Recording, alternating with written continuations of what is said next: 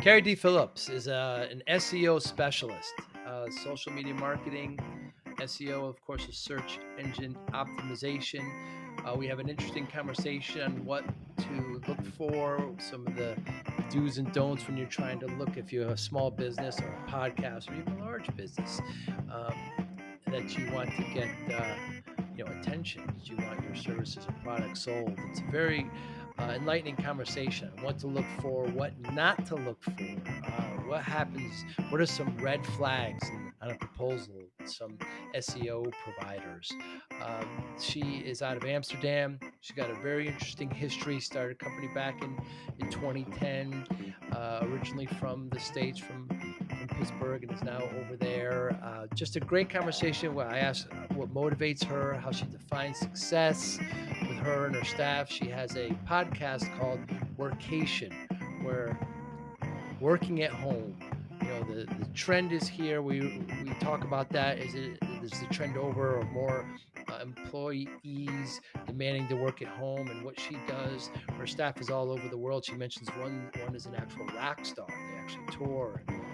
They can still work as long as they have internet access. But a great conversation with Kari DePhillips. I know you're going to enjoy it.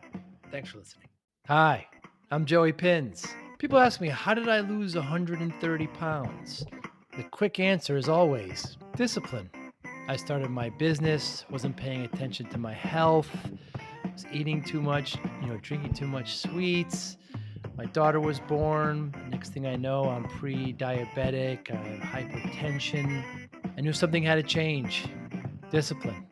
I, like many of you, have faced many challenges in your career, in your family, in your life, in your faith. How did you attack them? How did you approach them? How did you solve them, hopefully? It all had to have some degree of discipline. I'm also asked, how did you found and start a tech business?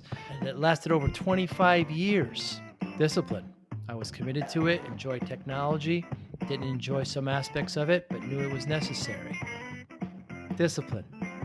Our podcast mission, how do we use discipline to better ourselves and society? Join me, please, as I talk to interesting people and discuss how they use discipline in their family, in their passion, in their careers, and how it helped them. Our podcast vision, growth through learning from others. Joey Pinz Discipline Conversations. It'll be light and serious. Join us, please. Thank you for consideration. Learning about you. Oh. So is working from home, is it going to be a permanent trend? Yeah, absolutely. And I think that it's fair to no longer call it a trend. It's here to stay for a variety of reasons. First and foremost, large companies have made huge investments in bringing their workforce up to speed on work from home technology. They've had to create entire new systems. The workers have gotten used to it, and people are quitting jobs.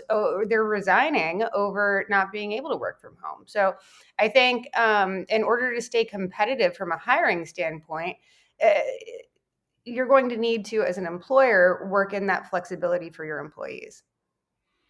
Yeah, I know. I moved all my staff out of brick and mortar about a year before the pandemic, and it works for us. But there are pros and cons. The social element is not there anymore, but you certainly feel the pros outweigh the cons.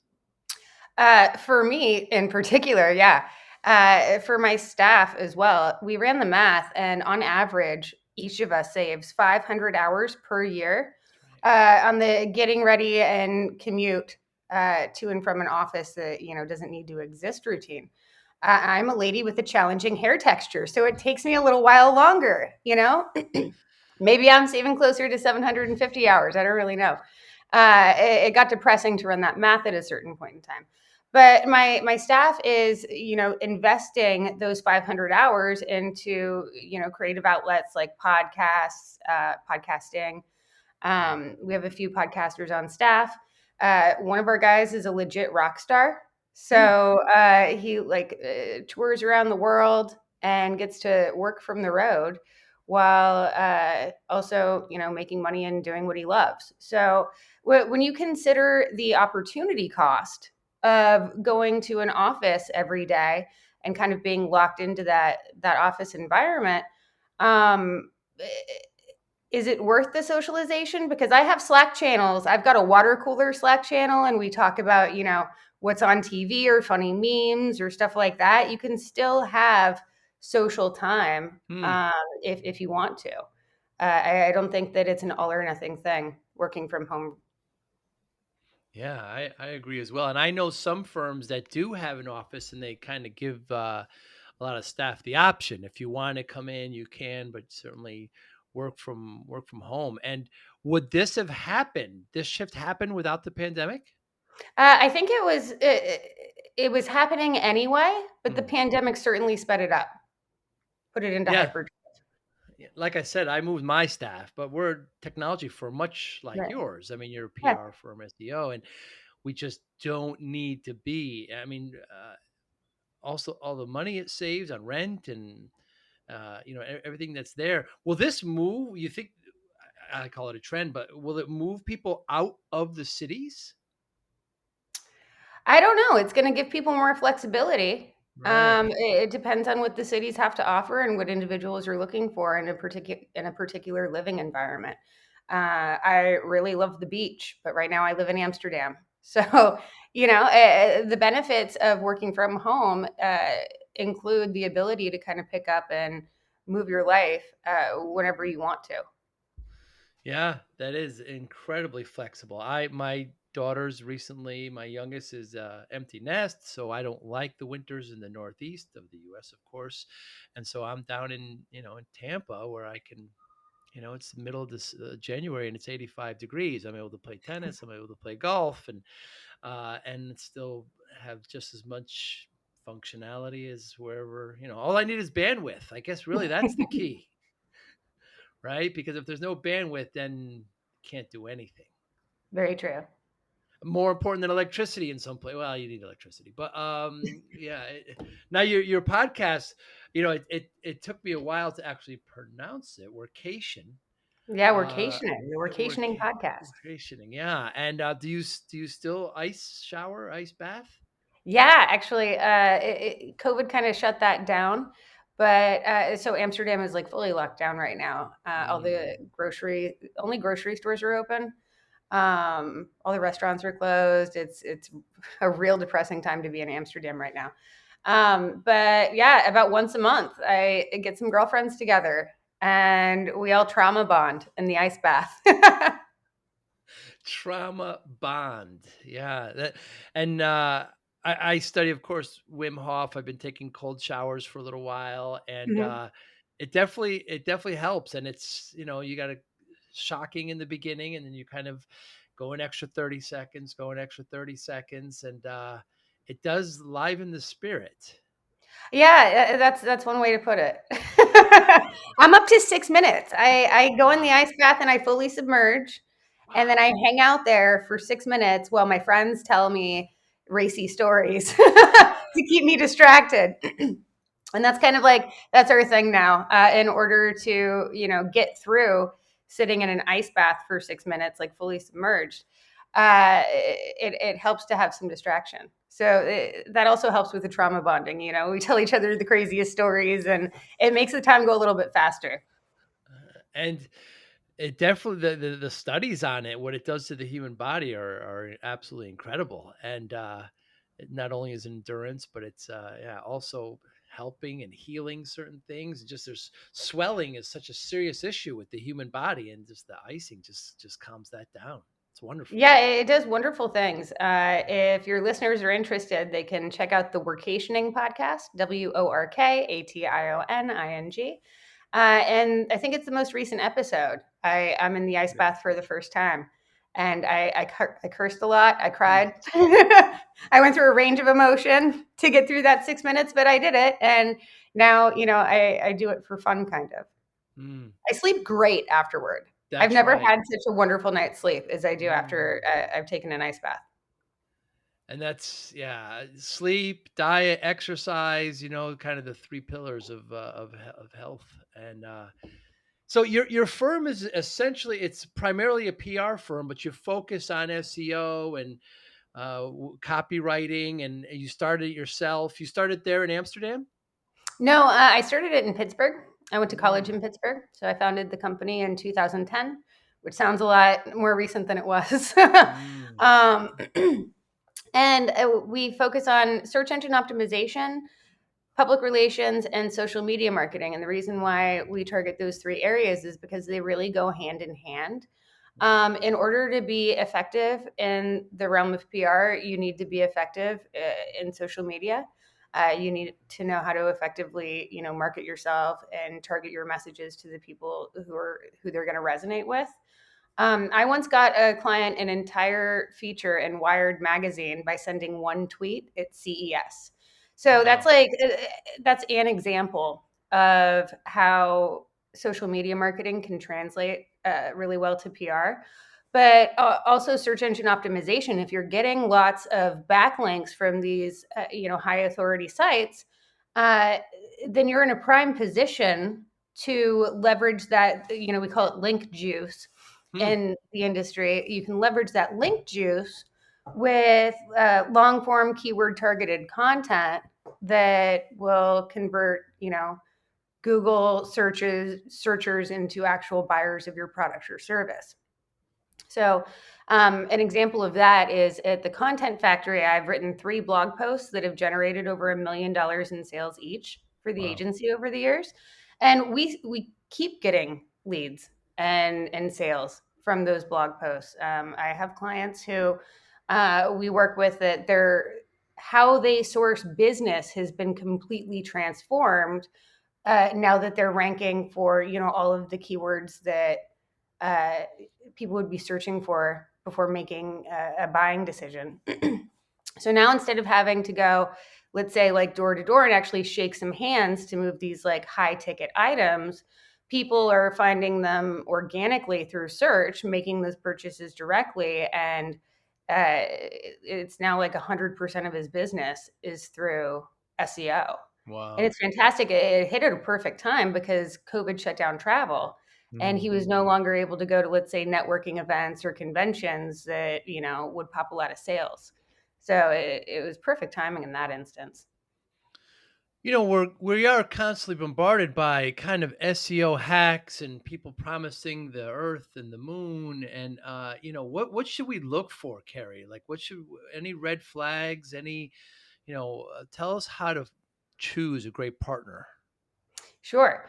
And I've got a lot of experience with this. I founded or co-founded Sisters in SEO, which it has over 10,000 members and has grown to become the world's largest network of women and gender diverse people in the Wow. industry. And we have people in like with all skill levels there, from editors of Search Engine Journal to business owners who don't know anything about SEO and are just looking for a place to start. Um, in terms of red flags, if anybody is promising you that you will rank number one organically, you should like run Hmm. and know that that's not something that you can ask for um, because it can never be guaranteed. Just like in PR, unless you're paying for advertisements, you can't really guarantee media coverage. You can kind of like over time, as you develop that expertise and experience, you can get a feel for if something is likely to hit. And so keyword research is a really important part of developing an overall strategy. Identifying which keywords are likely to actually convert instead of just bring traffic to your website. So, for Hmm. example, the Content Factory ranks number one for PR quotes. We've got a blog post about that, and it drives a lot of traffic. Nobody has ever converted from that blog post. That blog post has made me $0, although 50,000 people have seen it. Hmm. Um, Conversely, I've got a blog post that ranks really well for cost of social media marketing. That one has generated over $3 million worth of business for my agency, and that's Wow. how we landed clients like Astroglide. So really big brand names have found us through that blog post, and then converted into actual clients. The reason why cost of social media marketing is so killer as a keyword for my agency is because if somebody's looking for the cost of something, It's because they're in the research phase before making a purchase. And if you can introduce if you can educate the reader, and then maybe throw some case studies in there that demonstrate your expertise, it's really likely that instead of searching further, they already know the pricing, they already know, all of their questions have been answered. So the next logical step is to just, click here to contact us. So identifying the right types of keywords is really important. And if an agency or SEO provider is not coming to you and incorporating like the strategy build out part of the project up front, that's also a very large red flag for me. Because if somebody's just going to jump in and start writing content, well, what are they writing? What are the keyword targets? What's the search intent there? And does it line up with somebody who's ultimately going to make a purchase? So those are the two main things I would say. Also, you have to hire good writers, because your content is never going to be able to rank if people are bouncing off of the page because the content sucks. So in order to be an effective SEO, you've got to have writing talent. And that's why everyone at my agency starts out in the writing department. If you can't hack it there, then you're not going to hack it writing like short, snippy tweets. You're not going to hack it when you're pitching reporters a complex client and trying to get, a Forbes profile piece out of it.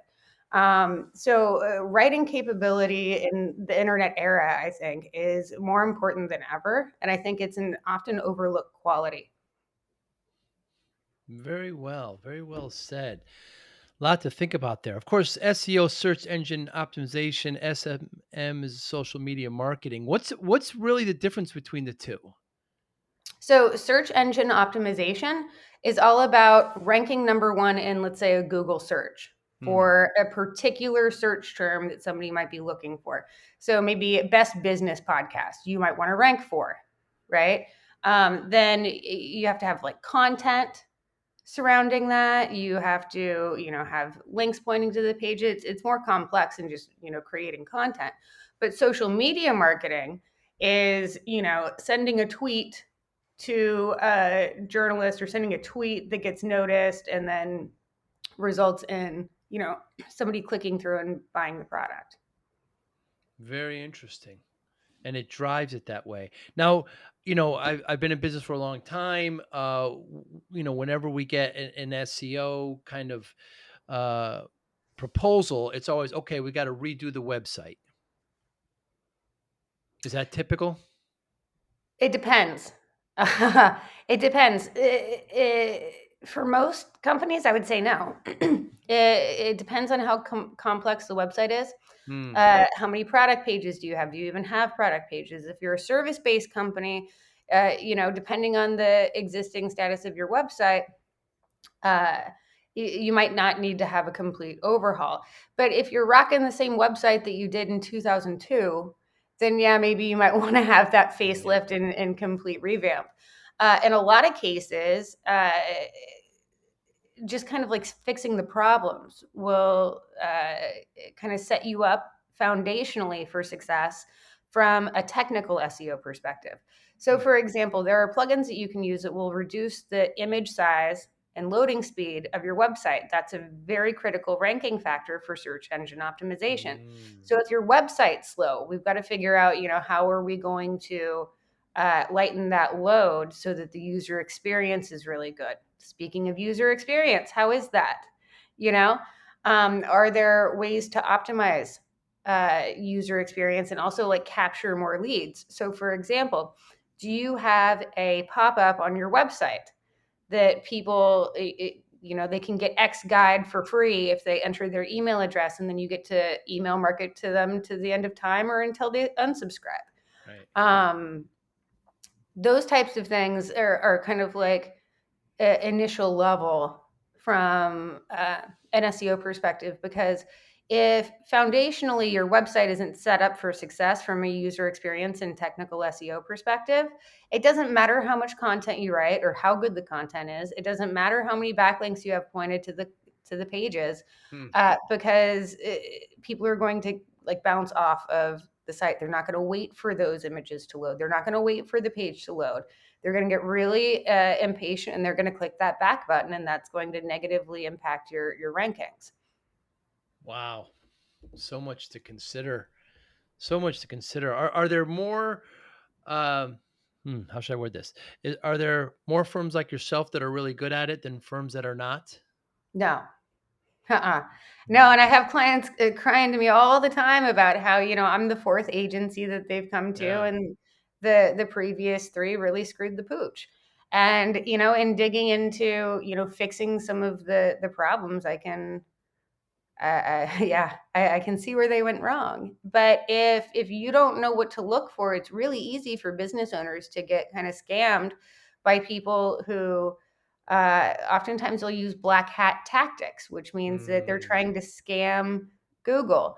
And that might work for you in the short term, but Google's really good at figuring out who's scamming and how.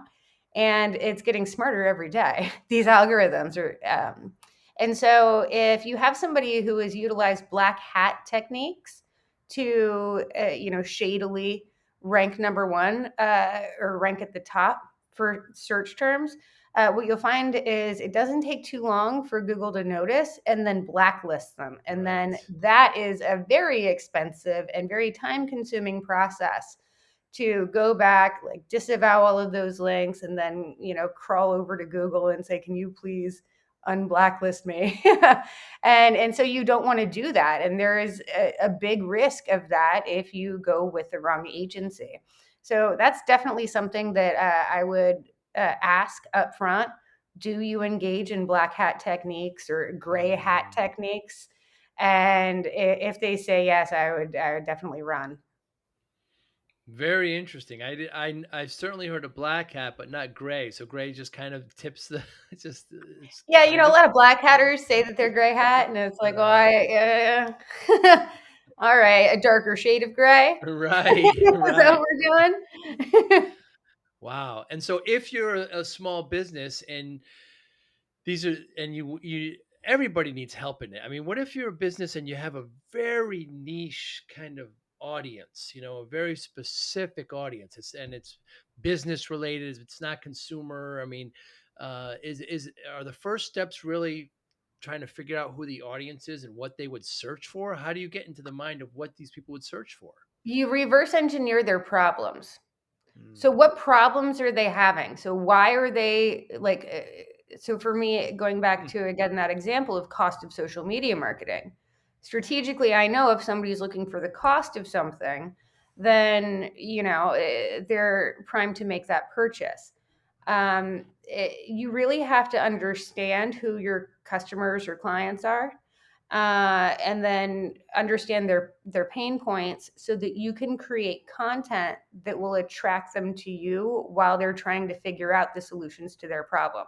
And then when they land on that page, well, gosh darn it, isn't that like everything they've ever asked for and more? Like, oh, here's mm, all of this really comprehensive information. And look here, if you want, you can contact us and we can start a business relationship. And it mm. consistently, we've seen this for our SEO clients, pretty much across the board. Unless you're in like the mattress industry, mattress and beauty is really hard unless you're, a niche, and being vegan isn't enough. You gotta be more niche than that, I would say. But there are very few hyper competitive markets that we can't like make a dent in. Why mattress? Well, it seems Man, the arbitrary. mattress industry, whew, it goes back to affiliate marketing, and it's a long story, but essentially, um, uh, all of these mattress review sites, which mattresses are a big purchase. You're going to be sleeping on that for a third of your life for the next 5, 10, however long it takes you to buy a new mattress. So people are really into reviews, and most of the mattress review sites uh, are they run off of affiliate links. So people create these reviews for a zillion different types of mattresses, and then every time you click to buy that product from that blog, the blogger gets a pretty sizable payout. And mattresses are expensive, so like from an affiliate marketing perspective, if you got in early in the mattress game, you're like a zillionaire right Hmm. now. Yeah. And so as a result, going back to the like shady black hat techniques, Yeah. people started like running black hat campaigns against their competitors. Like the mattress SEO industry is shady. So, if you're not selling mattresses, I could probably help you. It's amazing. It's coincidental. Like a mattress company contacted us, at the podcast here and, wanted us to promote and they were going to give commission. And I said, well, you're going to have to send me and a couple of my friends a mattress. Let's check it out. And they said, no, we don't do that. And so Yeah. that ends Yeah, but that. most people don't even sleep on the mattresses. They just, you'd probably get $300 every time somebody bought one off of your podcast. Wow. Well, we backed out of it. I don't want to endorse anything if I don't know it or like it or yeah, fascinating. And how about, you talked about black hat. How about, we find that there's so many of these sites that are just bots that are just Yeah. created by that's incredible, that are people go down rabbit holes, there's search engines and they the algorithms and the social media force them or they point them in a particular direction, and a lot of these sites are just completely fabricated by bots. And um what do you do about that? Nothing. Nothing, But, right? the search crawlers are smart enough to recognize that for what it is, and somebody's just wasting their time at some point. Wow, incredible. And how about SEO and SMM for podcasts? Is that different? How does that vary? Well, I can speak from experience on this because Yes. I've done it for the Workationing podcast. So the first year that I launched the Workationing podcast, we ended up in, I think it was 42 different media outlets. We were covered everywhere from Fast Company to Forbes and Women's Health. Glamour called me a digital nomad role model, which my That's grandma right. was very proud of. I saw that. I saw that. And that's just like running traditional PR game. From a social media perspective, we created a Facebook group that's got, I think, 5,500 people in it. But we started that late. And so if I were to go back and do anything like over again with the podcast, number one, I would have monetized sooner. And you can do that through affiliate partnerships. You don't have to be shilling mattresses. Mm. For me, one of the most profitable ones was BetterHelp, which is online therapy. So if listeners go to betterhelp.com/workationing, they get a week's worth of free internet therapy to check it out. And, I get a payout if they decide to stay on past that. We started that about halfway through the podcast. Had I started it sooner, I would have made a lot more money. Similarly, I started the Workationing Facebook group. Again, about halfway through, I got my stuff together a little late. Eventually, I did though. But that group and community would be so much bigger and more robust. I mean, I'm thrilled with where it's at right now. I didn't expect it to grow that far, but it goes back to my biggest regret in business. I wish I would have gotten started sooner because I Mm. could have started the Content Factory in 2005. I didn't get around to it until 2010. And, I'm again thrilled to be where I am right now, but the what ifs on that. So those are two things that I would have done differently with the podcast and marketing it. Uh, but at least I got around to it eventually. Yes, you did. Why would it have helped to start your company 5 years earlier? I would have been more competitive. I could have Interesting. ranked for even more keywords. Um, I I estimate that if I would have started 5 years sooner, the Content Factory would be at least twice as big as it is now. Wow. The market was a lot less saturated by then, and I was one of the first SEO writers, so Very interesting. stayed freelance for too long.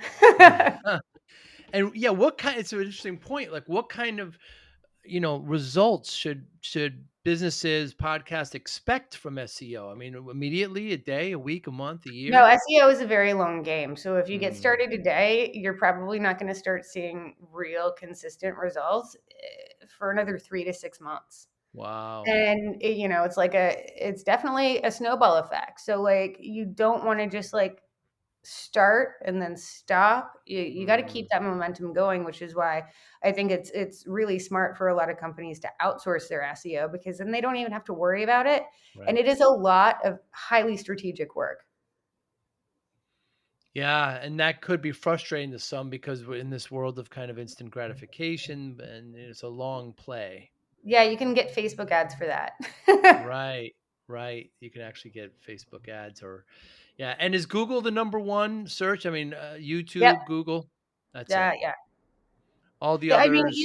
there are also SEO techniques for video and for YouTube that are different. In that case, people are using YouTube as a search engine instead of Google. But for our purposes, um, the Google version is what we focus on and what our clients see the most results from. Very interesting. And as a woman-owned business, do you feel extra pressure at all?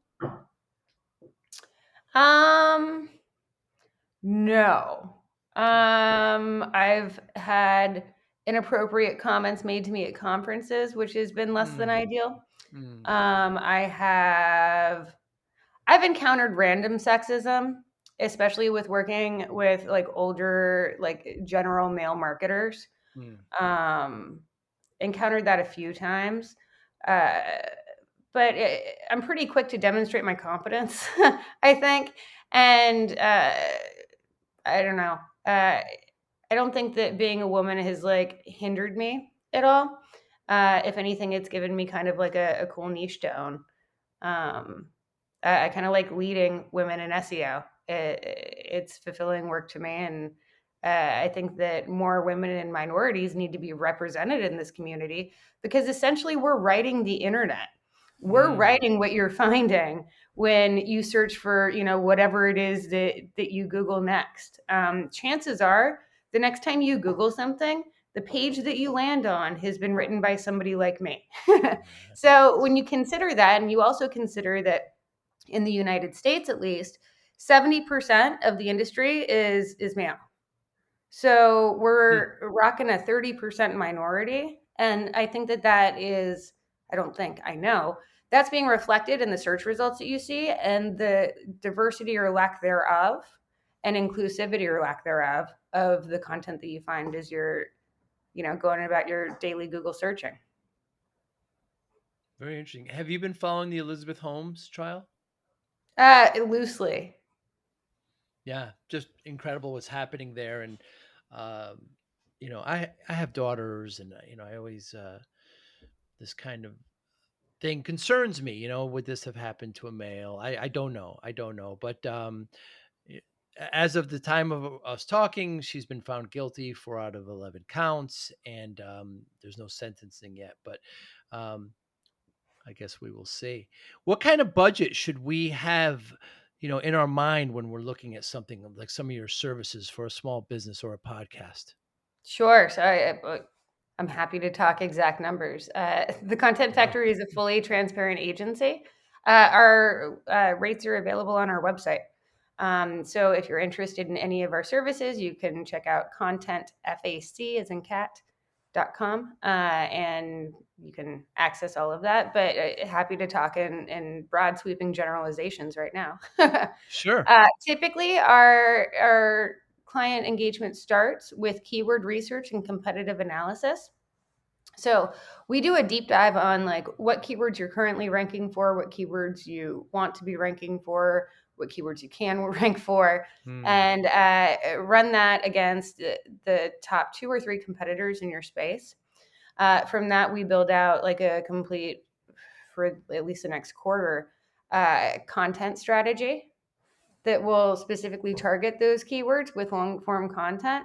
During this research phase, we might find that there are other areas for optimization. For example, going back to the page load speed in UX, we would identify those issues and then figure out what needs to be fixed on our end, or if you have internal resources to handle that, we can just knock that out. So each section of that, so some people don't want social media marketing. Social media marketing, quite frankly, does not work for all companies. Hmm. and it can be a very expensive sinkhole. Um, Hmm. so for each aspect of the report, social media, PR, and search engine optimization, it's $5,000. So if you do all three, it's 15. Uh, we charge per blog post. Most of our clients get anywhere between 5 and 10 blog posts per month. Each long form blog post is $1,000 right now. Hmm. I'm probably going to increase that to 1250. Hmm. That's why the hesitation. And then PR services start at $5,000 a month. Most of our clients pay 10. It's a better, bigger package.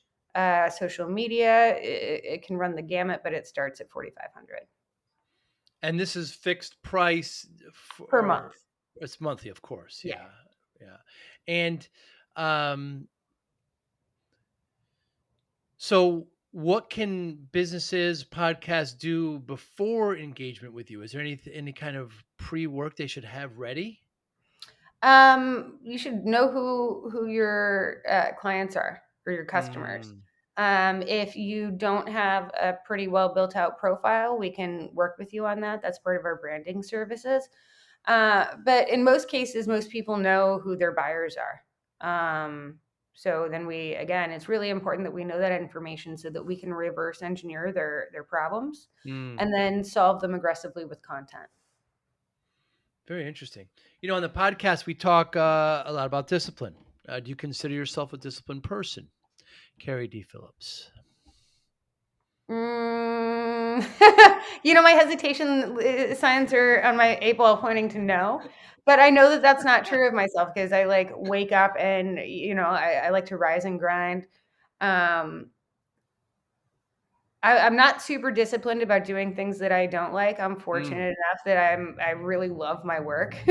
I love what I do, and so it's easy to be passionate about it. And so I think that kind of overcomes some of my other discipline problems. I don't wake up before 9:30 usually, unless I'm catching a interesting. plane. Yeah, Wow. And do you go to bed late? yeah. That's Well, good. most of my team is on the East Coast, and I'm Oh, 6 hours ahead of them. So last night I was working until like 1 a.m., but that was only 7 p.m. EST. right. Uh, I get my mornings to myself. Uh, my team doesn't usually start working until 2 p.m. my time. I So that see. gives me some sleep-in time. I get to run my errands, and I don't know. I like this time zone a lot. Yeah. I've never been to Amsterdam, by the way. I look forward to traveling once again once this is all over. I have people in Italy, but uh, as far as discipline, you know, do business owners, do podcast, owners need to be disciplined in their search for in their in deciding whether to do SEO or SMM? Um, I think it's most important to just take decisive action. And it's Mm, really difficult to do all things at once. So, discipline, I think it's more deciding. mm, Um, it can be really easy to want to try and do a little bit of everything all at once. You're going to spread yourself so thin that you're going to reach burnout real quick. mm. So, pick one area, focus on it until you master it, and then move on to the next. Yeah, very well said. I think perhaps many business owners, podcast owners struggle with kind of defining what success looks like. I think once that's done and figure that out, then they can really move from there. Yeah, But I think in most cases with the clients that we work with, the measurement for success is return on investment. mm, And are we delivering more in sales and overall value than what they pay me every month? And we've got a very high client retention rate, so I think that signs are pointing to yes on that one. And so if you're looking at ways to, maximize your monetization, which I think it was certainly the goal for me as I was podcasting mm. and, working through the workationing podcast. And it's certainly my goal is the CEO of the content factory. So, if money is your benchmark, it's pretty clear to see, how many dollars are falling out on the other side of your efforts. That's right. How do you measure success, Kari? In what? Like success, like personal success or like business success or what success in what first? All the above. A net positive. Hmm. A net positive, and the degree of the success is, the spread between just clear and even and, zillions on the other side. Margin. Margin, yes. That's how you define it. Very interesting. Yeah, and I And think that works in any kind of success that you can imagine. You can have a minor success, technically it's still a success, or you could have, a crazy big success, and that's, technically still a success. and when you work with your employees, I've had employees for a long time, just like you. And how do you measure their success? Do you work with them to define that? I am a data geek. And you can clearly see at the end of, exactly what is the result of you put X time in, and then here's Y output. What is that output? Is that output good? If so, then high five, keep going. Hmm. If it's bad, then we have to, address that. What are the results of the output? So like, is the output driving sales for the client?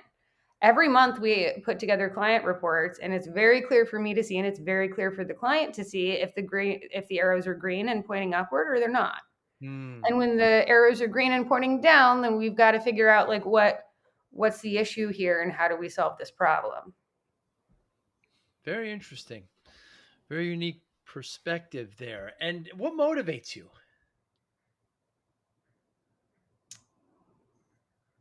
A challenge, I guess. I'm constantly challenging myself. I have so much that I want to do, Hmm. which means that in order to like, finance that and have the time and freedom and flexibility to be able to do the things that I want to do, I need to live my lifestyle in a certain way, Right. my work style rather, in a certain way. And I think I've successfully done that too with a wide margin. Very good. Very inspiring. Well, Kari DePhillips, thank you so much for your time today. So, how can we all get in touch with you? You mentioned some of the links, but let's go over them again. Your podcast, your business website, etc. Sure. So you can catch the Workationing podcast on Spotify, Apple Podcasts, anywhere you catch your favorite casts. We're on Stitcher too.